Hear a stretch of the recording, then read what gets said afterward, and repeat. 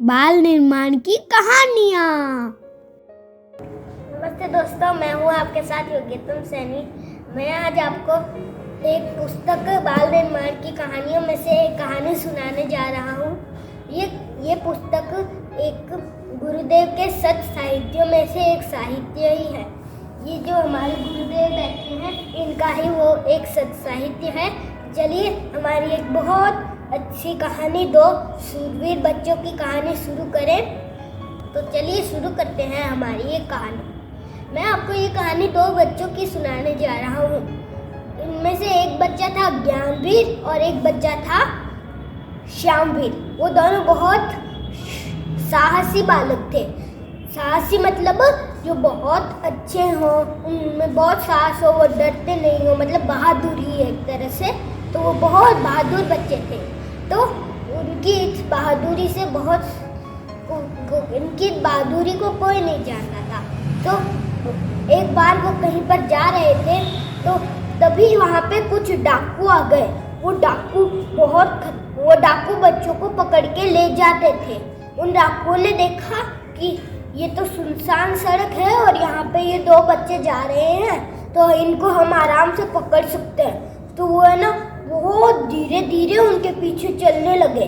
तो वे श्यामवीर को लगा कि हमारे पीछे कोई आ रहा है। वो चौकन्ना होकर पीछे देखा कि पीछे कौन है। अब पीछे तो कोई था ही नहीं। उसने सोचा मुझे तो यूं ही लग गया। तो फिर अब वो वापस से चलने लगा। तभी आते डाकुओं ने ज्ञानवीर को पकड़ लिया और ज्ञानवीर को पकड़ के भागने लग गए। श्यामवीर ने पीछे मुड़कर देखा तो ज्ञानवीर गायब था।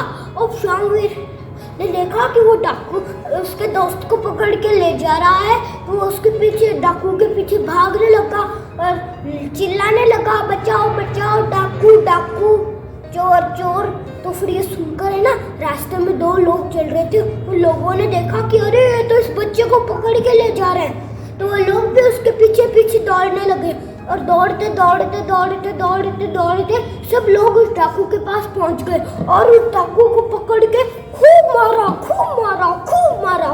मारा। और वहाँ पे वो जो भीड़ लगी थी ना, कि देखो कि ये डाकू आ गया, उस डाकू को मारने के लिए जो भीड़ लगी थी ना, उसमें एक सरपंच भी थे। उस सरपंच ने ना जिस बच्चे को, जो ज्ञानवीर था, उसको बेहोश कर दिया था ना, वो ज्ञानवीर को लेके गए और श्यामवीर को लेकर उसके घर चले गए। वहाँ पे ले जाके उसको सुलाया और उसको बनावटी सांस दी, जिससे वो होश में आ गया। और फिर उसने पूछा, अरे ये मुझे कहाँ ले, मैं कहाँ हूँ, मेरे दो डाकू कहाँ गए, मुझे किसने पकड़ा था। तो फिर जब श्यामवीर ने सब कुछ बताया तो उसने सोचा, तो श्यामवीर ने सब कुछ बताया उसको, ज्ञानवीर को। ज्ञानवीर ने कहा, तो ऐसे इस तरह तुमने मेरी अपनी जान पे हाथ रखकर मेरी जो मदद की है। तो उस ज्ञानवीर ने कहा कि ये तो हमारा धर्म होता है, दोस्त मुसीबत में पड़े हुए दोस्त को बचाना तो धर्म होता है। तो ये भी मेरा धर्म था, तो धर्म को हम नहीं निभाते क्या। तो फिर उसकी ये बातें सुनकर सरपंच को भी बहुत अच्छा लगा। तभी वो लोग जो उस डाकू को पीटते थाने ले गए थे ना, वो थाने में पुलिस ने उसको डंडे से मारा और जेल में डाल दिया। जेल में डालकर फिर उसने पूछा कि ये तो बहुत बड़ा अपराधी है, आप इसको कहाँ से पकड़ के लाए। तो उन्होंने बताया कि एक बच्चे ने है ना, उसको साहस से और ना बिना डरे से ऐसे भागा था, ऐसे चिल्लाया था। तब हम सब ने देखा था, तो फिर उस डाकू को पकड़ के मारते यहाँ ले आए। तो फिर तब जब पुलिस थाने के वाले को पता चला कि ये तो एक बच्चे का कमाल है, बच्चे ने अपनी बहादुरी से चोर को पकड़वाया है, तो वो तुरंत उस सरपंच के घर गए जहाँ पर वो श्यामवीर और ज्ञानवीर थे। उन पुलिस वाले ने उनको खूब शाबाशी दी और उनको उसके घर पहुँचा दिया। घर में पहुँचकर उनके बाद दौड़ते आई कि अरे बेटा तू इतनी लेट क्यों हो गया। तो उन पुलिस ने बताया कि इसने ऐसे करके ना चोर को पकड़वाया। तो उसकी माँ को बहुत गर्व हुआ उस पर और उन्होंने उसको आशीर्वाद दिया कि तू सदा ऐसे काम करता रहे। और बहुत उसको है ना बहुत सम्मान मिला और उसको राजकीय स्तर पर भी सम्मान मिला, सबकी तरफ से उसको खूब सम्मान मिला और बहुत सारे लोगों ने उसकी तारीफ की और साथ ही में वो पुलिस कर्मचारी ने भी उसकी खूब तारीफ की, पूरी पुलिस ने उसकी तारीफ की।